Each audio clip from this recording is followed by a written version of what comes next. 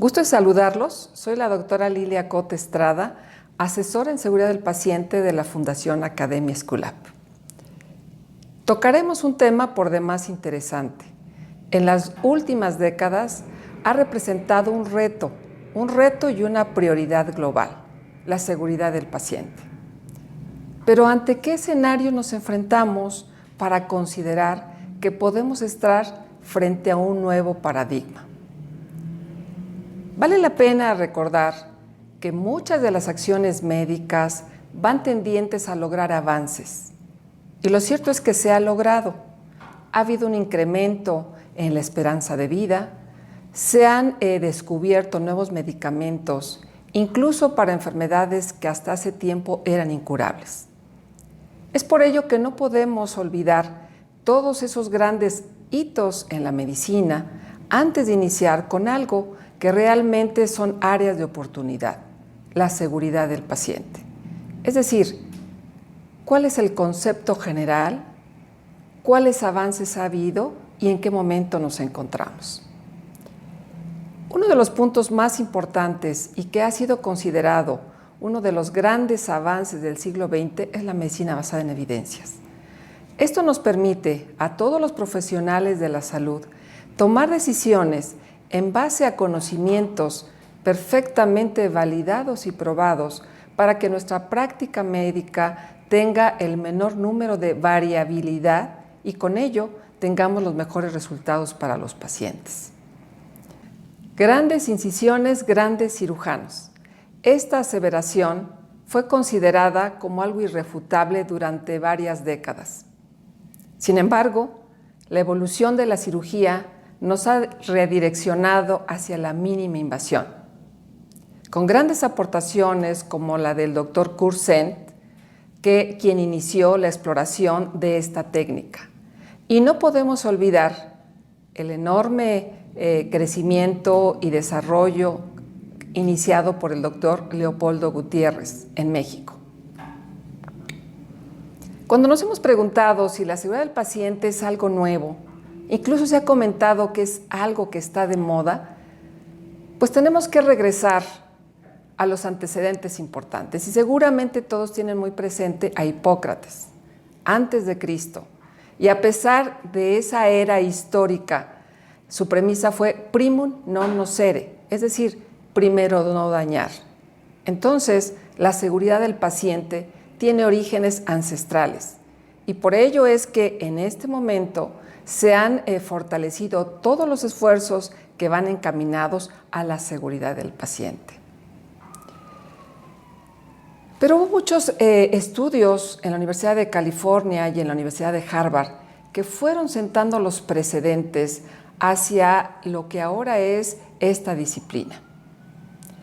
Todo eso se hizo más evidente con el reporte Errar es humano, publicado por el Instituto de Medicina de los Estados Unidos, en donde se puso verdaderamente a la disposición de toda la comunidad médica y de la sociedad civil el número de eventos adversos anteriormente llamados errores médicos, y lo cual constituía un impacto importante, es decir, la sexta causa de muerte.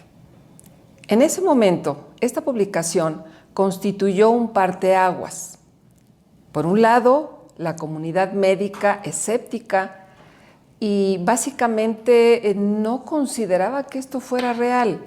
Y por otro lado, la sociedad civil pues estaba desconcertada porque se preguntaba si en cualquier atención médica podría suceder un error que pudiera llevar a una complicación grave o a un fallecimiento. Es ahí donde inicia formalmente la seguridad del paciente. Y desde entonces se ha considerado que 1 de cada 10 ingresos hospitalarios puede sufrir un evento adverso. El escepticismo nos fue llevando hacia seguir trabajando con esfuerzos más intensos. Pero como no era una situación tan superficial, la Organización Mundial de la Salud creó la Alianza Mundial por la Seguridad del Paciente, sentando las bases para todas las acciones encaminadas a mejorar los resultados de los pacientes que recibían cualquier tipo de atención médica. En ese esfuerzo empezó a emitir diferentes retos globales a los Estados miembros y a todos los profesionales de la salud que vivimos en esos países. Estos retos llevaban el mensaje de realizar acciones de seguridad o barreras que impidieran los eventos adversos. Primer reto: atención limpia, atención segura. Con una acción tan sencilla como es higiene de manos, se podría reducir de manera significativa las infecciones asociadas a la atención de la salud. El segundo reto: cirugía segura salva vidas.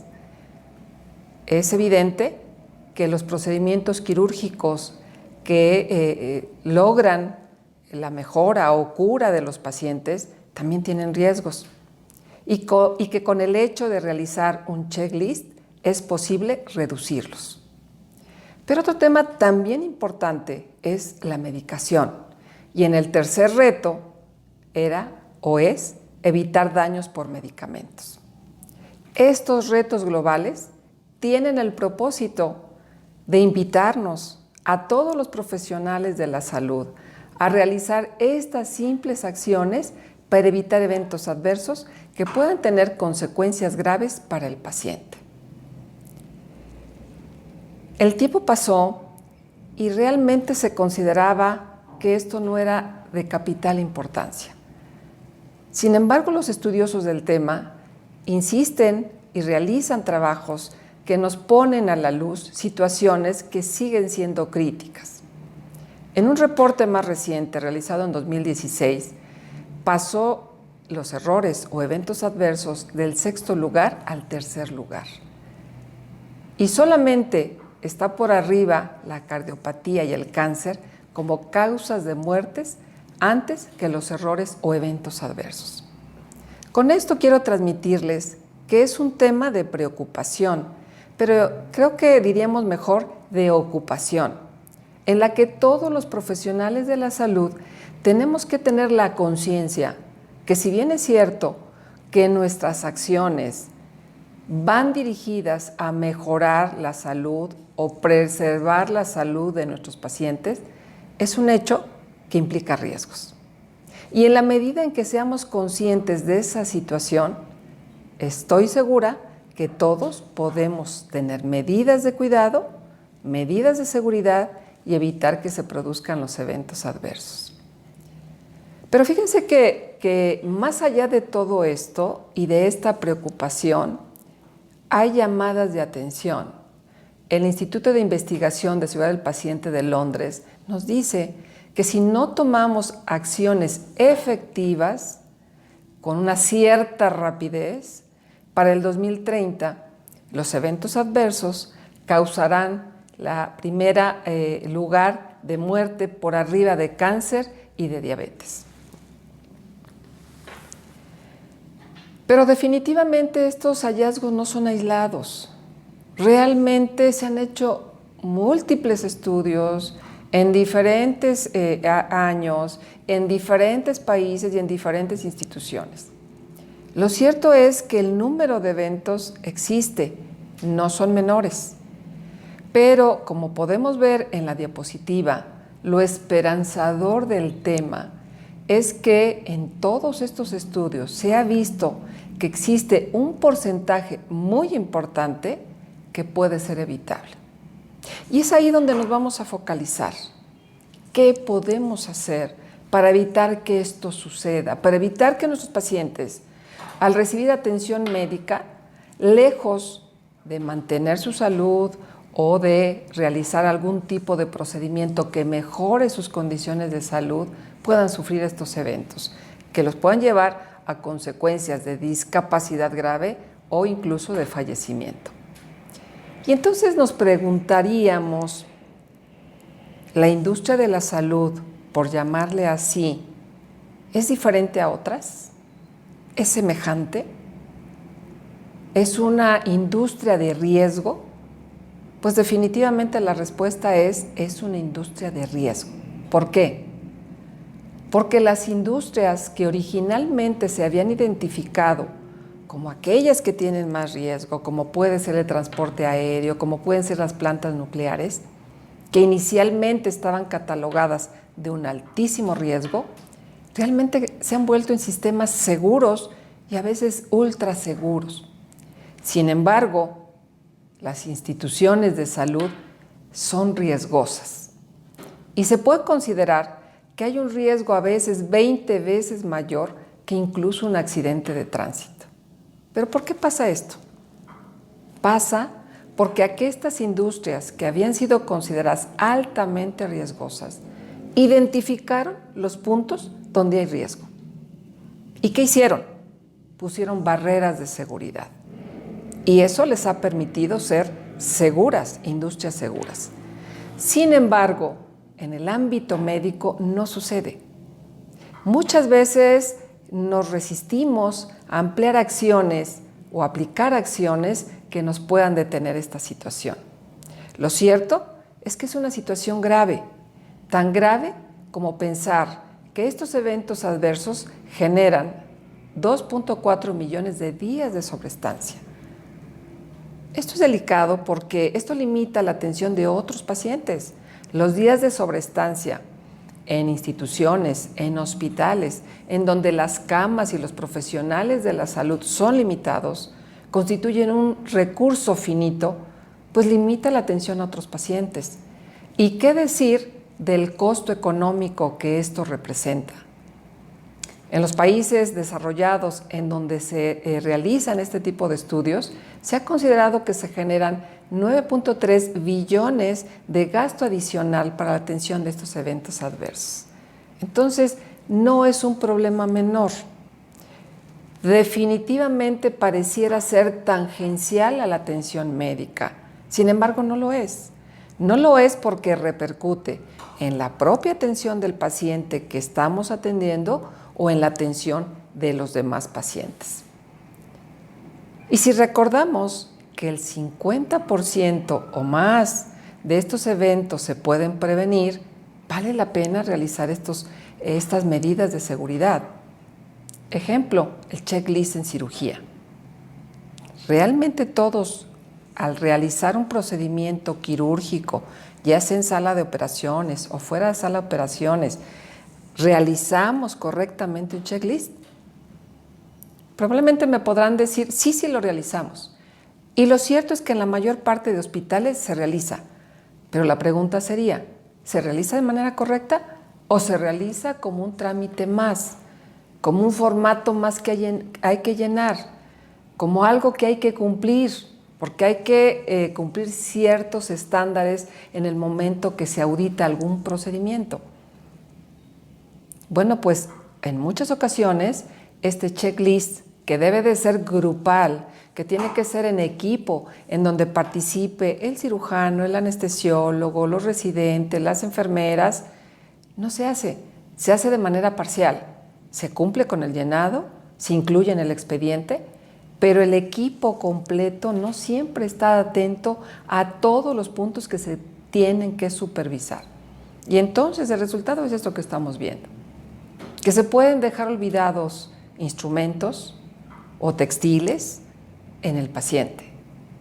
Y muchas veces lo que ocasiona, cuando hay menos problema, pues es que hay que reparar al paciente, pero muchas otras no.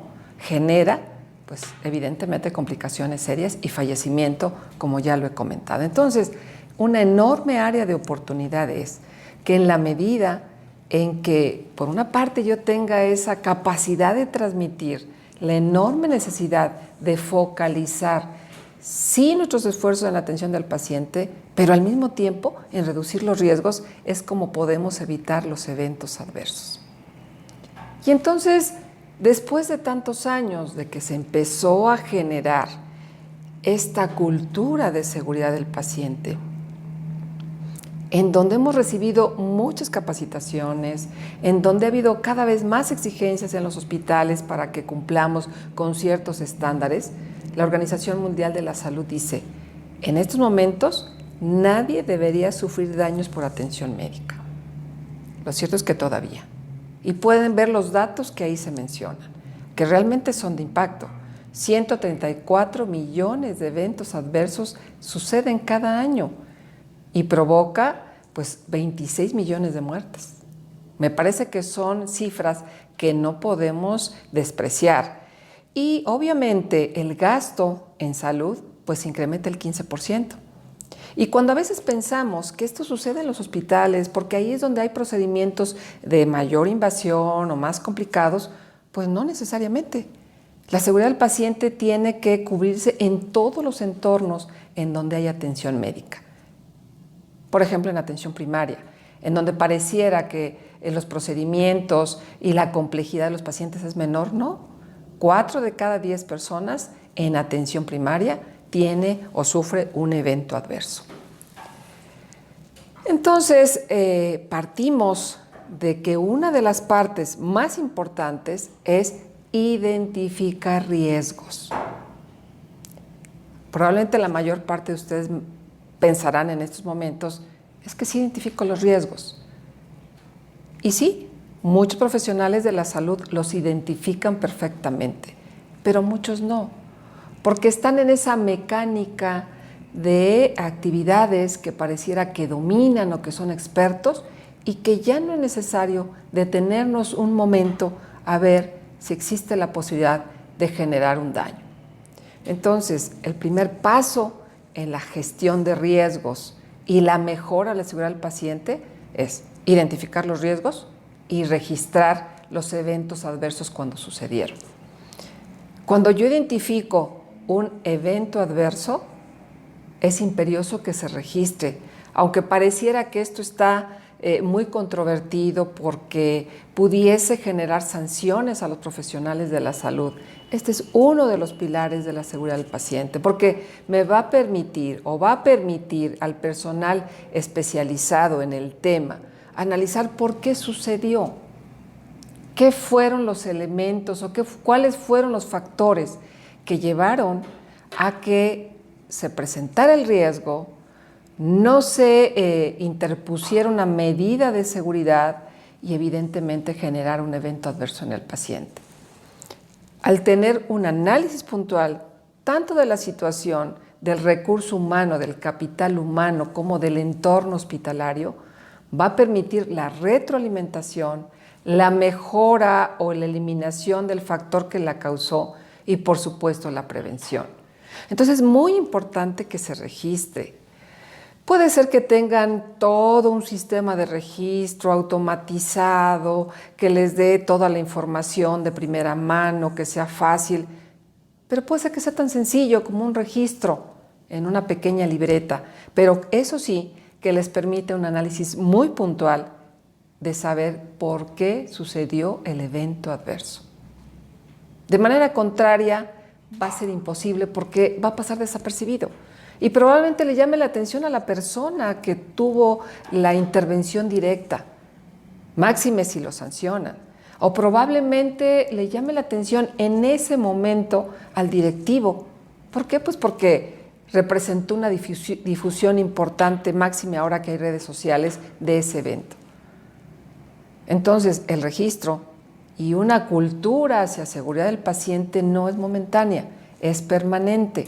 Por eso es que cualquier profesional de la salud, como ustedes, como yo, tenemos que estar muy conscientes de esto, con prácticas seguras que nos permitan evitar estas situaciones. Retomo el punto que comentaba hace un momento, que pareciera que todos identificamos correctamente los riesgos. Pero veamos tan solo algunos ejemplos que evidentemente no son de todos los días ni cada momento, pero sí son muy importantes y lamentablemente no son tan infrecuentes. Identificar al paciente. Bueno, pues es una acción aparentemente muy sencilla, es una acción para la cual se toman medidas en los hospitales, para lo cual se tienen dispositivos para identificar al paciente, pero no es tan raro que en ocasiones se confunda al paciente al hacer algún tipo de procedimiento, como puede ser la transfusión inadecuada de la sangre y que puede representar una reacción anafiláctica severa o fallecimiento, o bien que se entregue a un menor diferente a la madre porque se confundió en la identificación del paciente. Seguramente ustedes en este momento están recordando algunos de los casos en los cuales ustedes tuvieron noticia directa en su hospital. Repito, no es de todos los días, pero un caso que se presente, aunque sea esporádico, vale la pena retomar y ver en dónde nos equivocamos. ¿No se anotó correctamente los datos del paciente? Porque el personal de salud que puso la identificación a través de un brazalete se equivocó. Puede suceder. El problema es que el resto de profesionales de la salud que están directamente vinculados con el paciente ya no validan eso. Y esto nos lleva a situaciones como las que acabamos de comentar. Algo tan simple como tener un brazalete en donde se anoten, y ustedes saben muy bien, 2 identificadores: nombre del paciente completo y fecha de nacimiento. Pueden tener otros más, el número de folio, el número de seguridad social, el número de registro, pero realmente estos 2 datos, estos 2 identificadores que incluso están contenidos en las acciones esenciales para la seguridad del paciente, tenemos que hacerlo. Ahora, podemos tener sistemas tan sencillos como es que hay que anotarlo con una pluma, manuscrito. Entonces la persona que lo hace lo tiene que hacer claro, sin abreviaturas, que no esté con enmendaduras para que sea fácilmente legible. O bien, si la institución tiene otros sistemas mejor, como son código de barras, pues realmente hay menos posibilidades. Lo cierto es que, independientemente de los recursos que tengamos, es indispensable que cada acción que realicemos, revisemos la identificación del paciente. Puede ser que nosotros mismos hagamos 2 acciones, pues a la tercera tenemos que verificar. ¿Por qué? Porque hay circunstancias que pueden cambiar.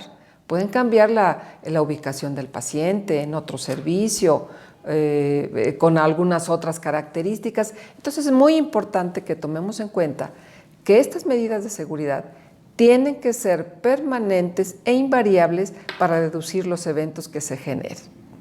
Y bueno, como yo les decía, no es tan infrecuente operar a un paciente en el sitio incorrecto, como puede ser estos casos que estoy presentando en las diapositivas: extirpar el ojo sano a un bebé que tiene un tumor en el ojo contrario, o como amputar una pierna que está sana por una que es enferma. Pareciera como que no existe.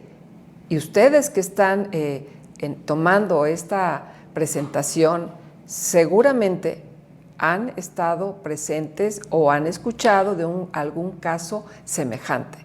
No es tan infrecuente, pero vean ustedes la magnitud del daño que se causa y por lo cual estamos obligados, en este caso de procedimientos, a realizar el checklist.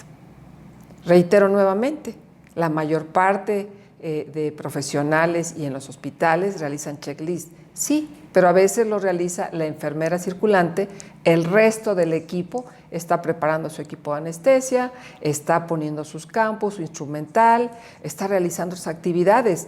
Aquí la importancia de esta barrera de seguridad es que el equipo completo actúe y funcione, cada uno como filtro. Si a alguno del equipo se le pasara alguna situación, los demás, estando atentos, lo pueden identificar y lo pueden prevenir.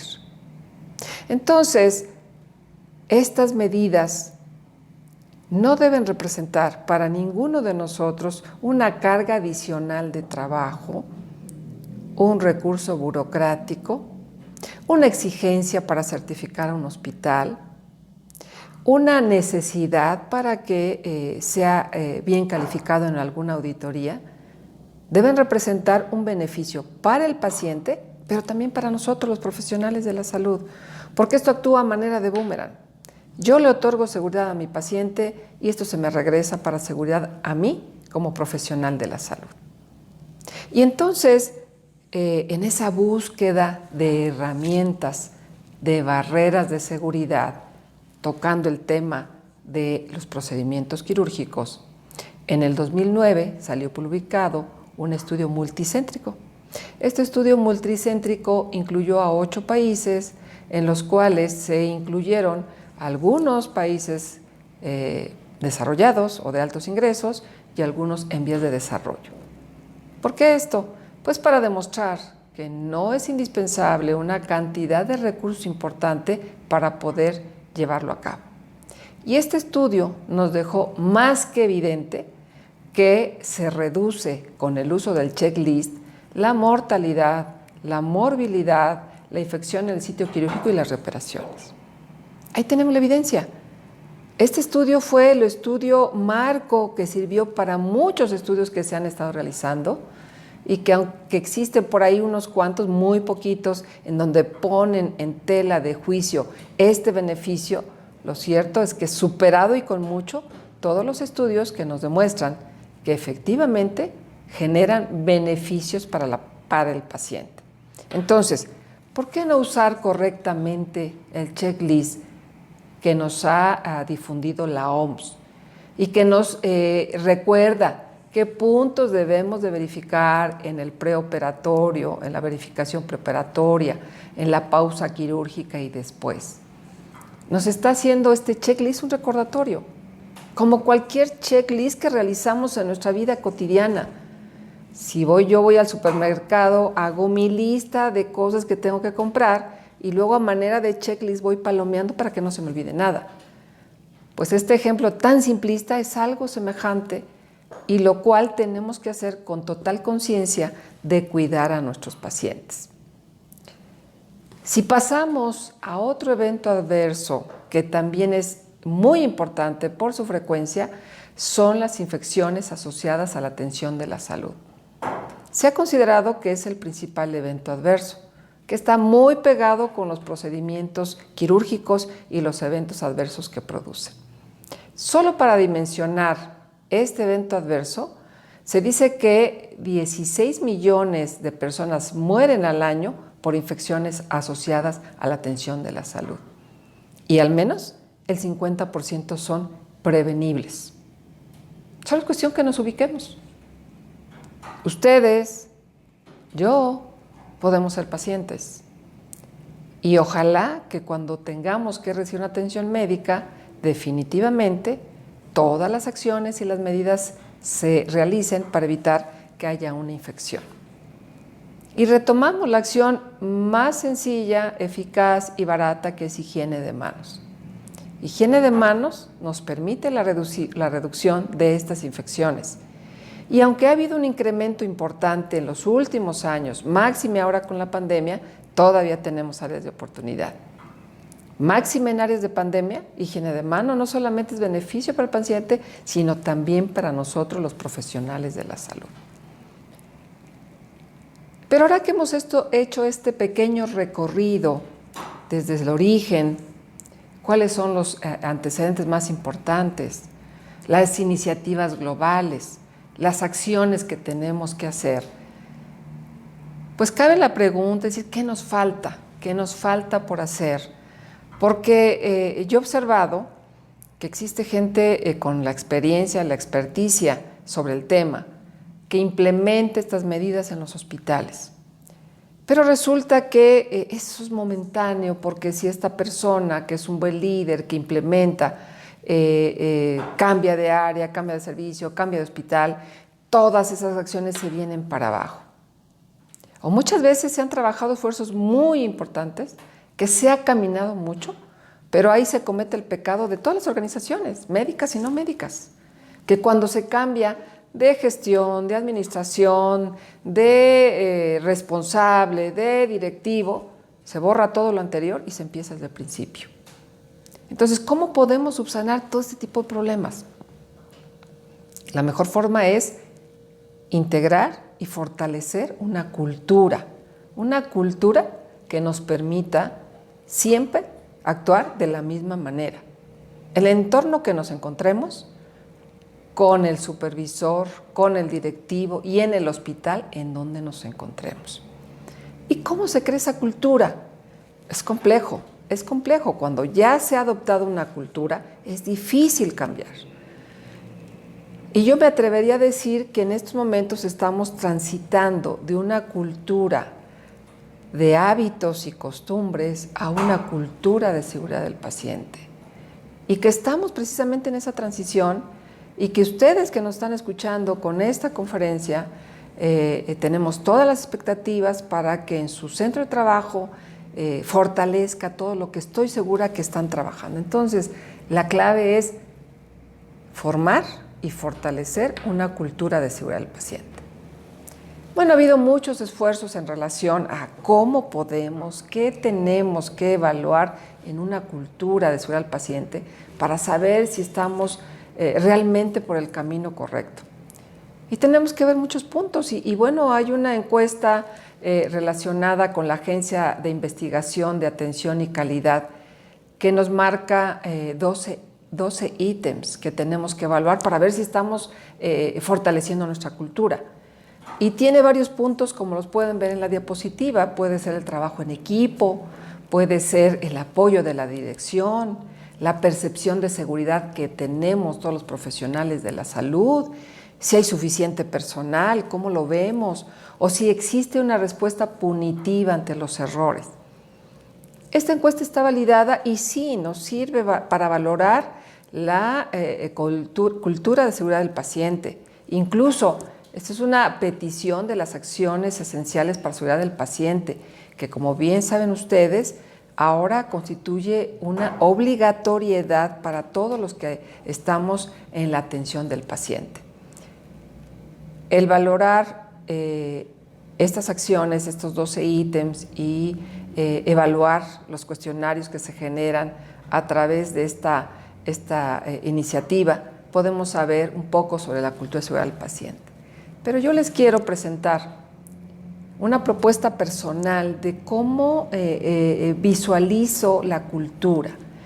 Y esta cultura considero que para que se pueda integrar y se pueda fortalecer, tiene que tener varios elementos importantes. De acuerdo a los eslabones de esta cadena, veremos que en el centro de nuestra atención, el foco de nuestro quehacer es el paciente y el profesional de la salud. Pero tenemos que abordar diferentes aspectos como es la estrategia multinivel, transversal, la gestión de riesgos y el liderazgo. Esto nos va a llevar a reducir los eventos adversos y a, obviamente, lograr sustentabilidad y rentabilidad que requieren los sistemas y las instituciones de salud. Evidentemente, nuestro foco es el paciente y el profesional de la salud. Seguramente ustedes tienen presente que durante muchísimas décadas había un paternalismo en esta relación médico-paciente. El profesional de la salud decidía sobre el paciente. La toma de decisiones la hacía el profesional de la salud. Sin embargo, ahora no solamente nos enfocamos a preservar la seguridad de nuestro paciente, sino también a hacerlo copartícipe y corresponsable. Una seguridad del paciente no se puede dar si no hay una participación activa del paciente. Entonces, sí es nuestro foco, pero la relación entre ambos tiene que ser una relación de compromiso y de corresponsabilidad. Iniciemos por estas cadenas, estos eslabones de la cadena. ¿Cuál es mi percepción de cómo podemos ir allanando y fortaleciendo el tema de esta cultura? Primero, pues que se toque en todos los niveles. O sea, seguridad del paciente no es tema nada más del médico o la enfermera que está frente al paciente. Por eso este eslabón de la cadena es multinivel. Tiene que venir desde el ámbito superior, que es el sistema de salud, cómo se construyen las políticas de salud. Si las políticas de salud no llevan impreso la seguridad del paciente, se van restando elementos para que esto se fortalezca. También tiene que tener un foco en la institución, en la normativa. Tiene que haber congruencia entre lo que la institución define como la misión, hasta en la normativa que direcciona a los profesionales de la salud qué es lo que tienen que hacer en los diferentes procesos. Por supuesto que es importante la participación individual y recordemos, paciente y profesional de la salud. Es uno de los eslabones que nos permite visualizar de una manera holística y en todos los niveles que todos tenemos que actuar, reflexionar, sí, pero actuar para mejorar la seguridad del paciente. Veamos algunos ejemplos. Sistema de salud y sus políticas. Bueno, tenemos un plan nacional para el manejo de enfermedades en rezago en México. Como ustedes tienen muy presente, las condiciones de salud y de recursos en los diferentes estados de nuestro país es diferente. Entonces, si existe un plan para manejar y para evitar ese rezago, eso está enfocado a seguridad del paciente. Que no se mencione, que no se concrete como tal, finalmente lo es. Ahora lo importante es que tenga ese sello que permita a todos identificar que esto está atendiendo a la seguridad del paciente. Dentro de las políticas públicas que no podemos obviar está la obesidad y la diabetes. El 80% de las personas con diabetes están causados por sobrepeso y obesidad. Y al año mueren 100,000 personas por diabetes y aproximadamente 75,000 personas sufren de una amputación por esta causa. Es cierto, es una enfermedad crónica, es cierto, depende mucho del paciente, pero las políticas públicas que existen no favorecen que esto se mejore en la atención del paciente y por lo tanto no está encaminado a la seguridad del paciente. La misma obesidad per se, que como todos tenemos presente, año con año se está incrementando no solamente la cantidad de personas con sobrepeso y obesidad, sino el gasto que genera, y ha habido un incremento del 400% de gasto, porque las personas con sobrepeso y obesidad pues tienen mayor número de enfermedades crónicas, generan mayor número de hospitalizaciones, de cirugías, de medicamentos. Entonces, todas estas políticas que son generadas para el control del sobrepeso y obesidad, en resumidas cuentas, debieran estar enfocados a mejorar la seguridad del paciente. O qué decir de lo que estamos viviendo en este momento durante la pandemia, en donde se ha reducido de manera considerable el 64.2% de las consultas que se generan habitualmente, pues por esta situación emergente que es la pandemia. O que esta consulta de los pacientes con diabetes, hipertensión y cáncer también se ha incrementado casi en el, se ha reducido casi en el 60%. Eso es seguridad del paciente. Si no establecemos políticas o no establecen políticas públicas que tiendan a mejorar estas condiciones, en un periodo no muy largo va a haber por demás complicaciones de pacientes con estas patologías. Y si nos referimos al ámbito de la cirugía, en esta pandemia, en un estudio realizado por Global Surgery, tan solo en 12 semanas, que fueron las primeras semanas que se inició la declaración de esta pandemia, se considera que hay un diferimiento de 28 millones de pacientes que requieren cirugía. Y estas 12 semanas que acumularon esa cantidad de pacientes van a requerir 40 semanas con el incremento diario de 20% de cirugía. ¿Se están haciendo algunas estrategias o políticas para esto? O el IMSS reportó que el número de cirugías que se ha diferido es el 40%. Entonces, estos pacientes que requieren cirugía y que el retraso les impide ese tratamiento, pues evidentemente van a tener complicaciones. Algunos, no todos, dependiendo de la patología. Pero esto es seguridad del paciente. También es cierto que hay muchos esfuerzos para poder dar continuidad en la atención médica aún en estos momentos de emergencia. Pero si no se tiene la claridad de qué se va a hacer, difícilmente se va a poder implementar y esto va a estar en detrimento de la seguridad del paciente. Dejemos por un lado las políticas públicas y vayamos hacia el aspecto institucional dentro de ese nivel que se comenta o multinivel, la institución. La institución dice directrices, nos señala directrices y nos informa a través de manuales, de lineamientos qué tenemos que hacer. Pero lo cierto es que en la operación no se lleva a cabo. Podemos ver en un hospital X, como puede ser este, en donde existe un manual de procedimientos para ver cómo se realizan las acciones de medicación. Lo cierto es que no se lleva a cabo. Ustedes pueden ver ahí están contenidos los algodones para realizar asepsia al instalar un acceso vascular, y muchas veces es un foco de contaminación, o bien las jeringas no están bien etiquetadas y se puede haber un error en la medicación. Entonces se tiene que ir nivel por nivel reforzando esta cultura, pero actuando. Eso es lo que tenemos que hacer. ¿Y qué decir de nivel individual? Reitero nuevamente, pacientes y médicos tenemos que trabajar. Y entonces yo me he encontrado en situaciones en donde un médico, una enfermera me dice, ¿qué puedo hacer yo? ¿Qué puedo hacer yo como profesional de la salud para que esto mejore y para que se reduzcan los eventos adversos? Pues hay muchísimas cosas. Ustedes pueden ver esta fotografía de una paciente que está intubada y que tiene un catéter venoso central, y que las condiciones de higiene son muy malas porque el paciente tuvo secreciones orales que cayeron en el sitio donde está cubierto este catéter. Para eso no se necesita una política pública, para eso no se necesita una normativa, para eso se necesita la acción y la conciencia del profesional de la salud. Entonces, mucho podemos hacer en los diferentes entornos.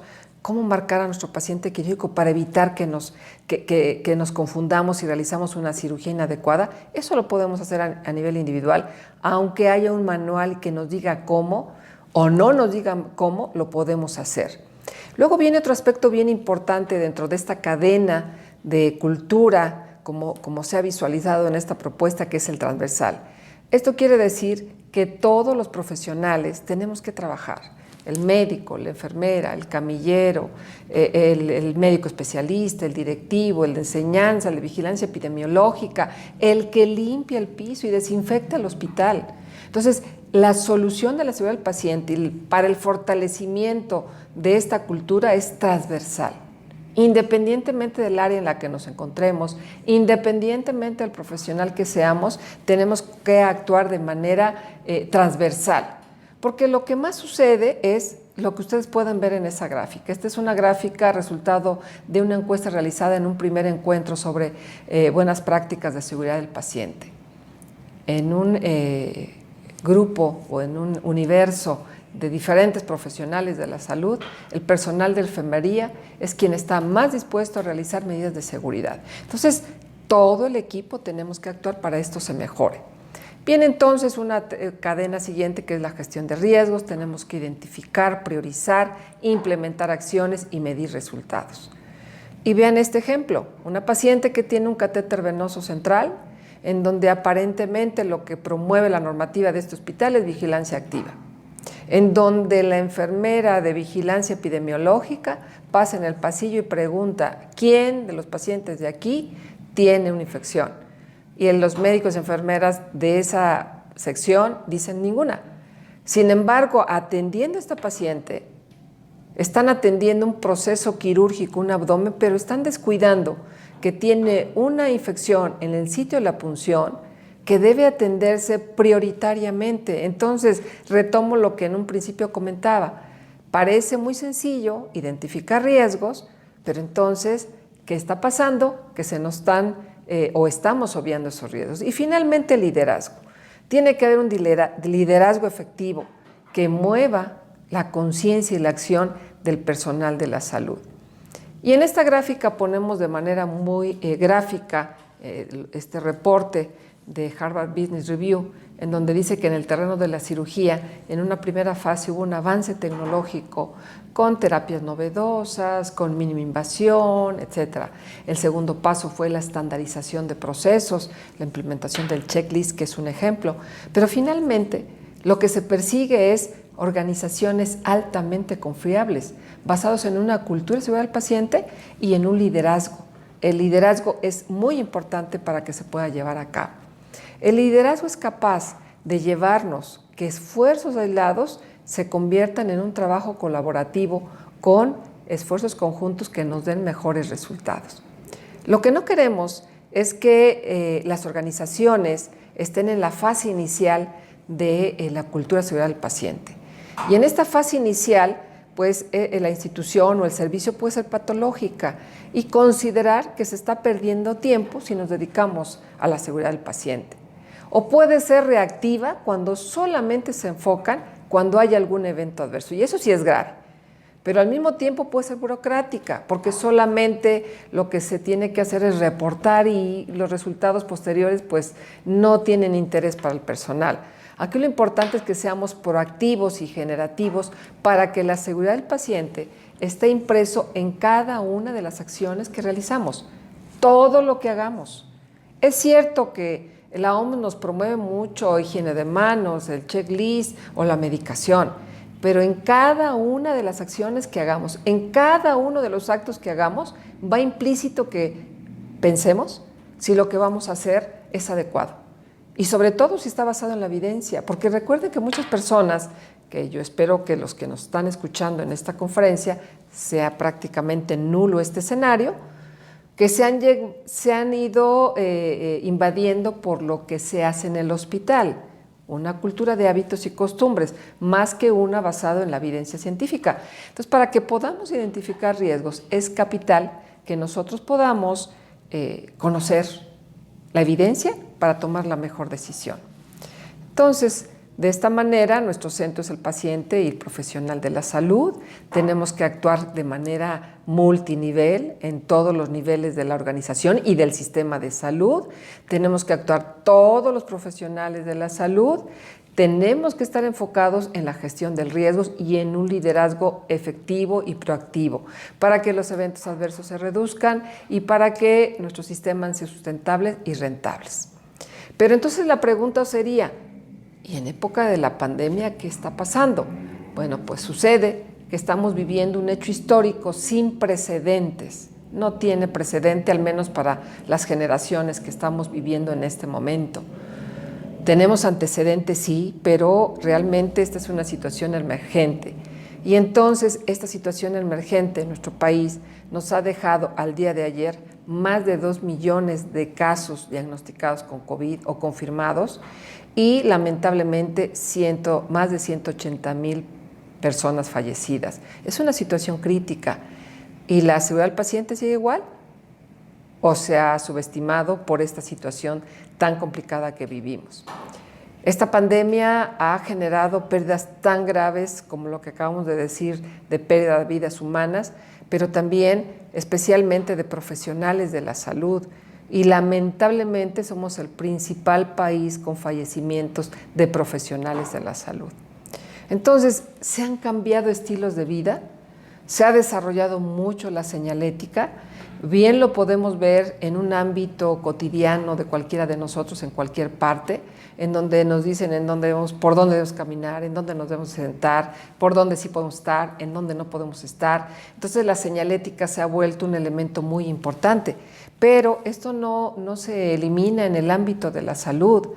Esta señalética que visualmente nos genera un código, pues nos favorece también qué tipo de equipo de protección tenemos que tener, por dónde debemos circular, por dónde debemos de salir. Entonces creo que esta es parte también que se tiene que integrar a la seguridad del paciente.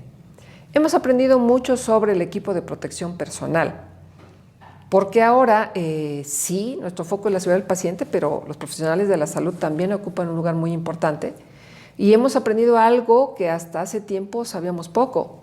Ya sabemos todas las características del equipo de protección personal, pero me quiero enfocar mucho a que también se requieren checklists que nos permitan garantizar que el equipo de protección se utiliza de la mejor manera. Entonces, este tipo de situaciones deben de fortalecer la seguridad del paciente y la seguridad del profesional de la salud. Algo importante que ha sucedido en esta pandemia es que ha habido mayor incremento de las buenas prácticas, como puede ser higiene de manos. Higiene de manos se ha incrementado de una manera considerable y creo que es un hábito que debemos de mantener de aquí en adelante para siempre, porque si bien es cierto que habíamos siempre propuesto que se realizara esta actividad para reducir las infecciones, ahora también lo hacemos para reducir la transmisión y la propagación del virus de SARS-CoV-2. Un tema capital que también se ha fortalecido durante esta nueva etapa en tiempos de COVID es que pues todos tenemos que actuar. Ya lo comentamos en este modelo de cultura de seguridad del paciente. Todos, desde las organizaciones gubernamentales, los directivos, el equipo de salud, familiares, personal, y se incluye además proveedores e industria. Pero una característica bien importante es el cambio. Necesitamos cambio y respuesta rápida. Es uno de los puntos que yo considero que se incluyen en este nuevo paradigma. Recientemente escuchaba a un cirujano que admiro mucho, que es el doctor Humberto Arenas, que época de pandemia COVID-19 lleva impreso varias características. Una de ellas es cambio. La segunda es orden, innovación y derechos. Totalmente de acuerdo con él. Creo que estas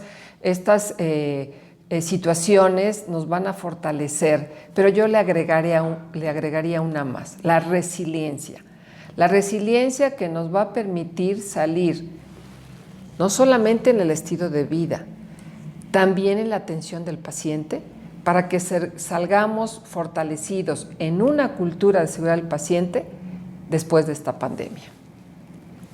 De tal manera que la propuesta de estas variantes que se están gestando durante esta pandemia, algunos a favor de fortalecer la seguridad del paciente, otras definitivamente y lamentablemente son en deterioro porque a lo mejor la vigilancia epidemiológica desde el punto de vista diferente a COVID no es la misma, el staff o el personal médico es reducido, los pacientes con este tipo de problemática COVID requieren una atención muy particular y hay un diferimiento importante del otro tipo de pacientes, pero lo cierto es que hay variantes. Y uno de los más importantes es que la seguridad del paciente a partir de la pandemia no va solamente ubicada en el paciente, sino también en los profesionales de la salud. Creo que este es el punto toral de este nuevo paradigma que se inicia con esta pandemia que lamentablemente estamos viviendo. Y pues recordar que incluso en el Día Mundial de la Seguridad del Paciente el pasado septiembre se hace énfasis en este tema, en que tenemos que cuidar a nuestro paciente, sí, pero tenemos que cuidar a nuestros profesionales de la salud para hacer un entorno seguro y que la seguridad del paciente sea bidireccional. Gracias.